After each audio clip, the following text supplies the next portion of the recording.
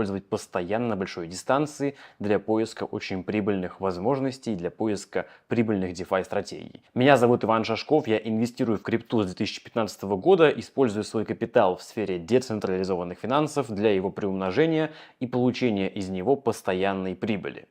Первый в списке инструмент — это кошелек Frame. Я перешел на него с MetaMask. MetaMask у меня все еще есть, но большую часть времени я использую именно кошелек Frame.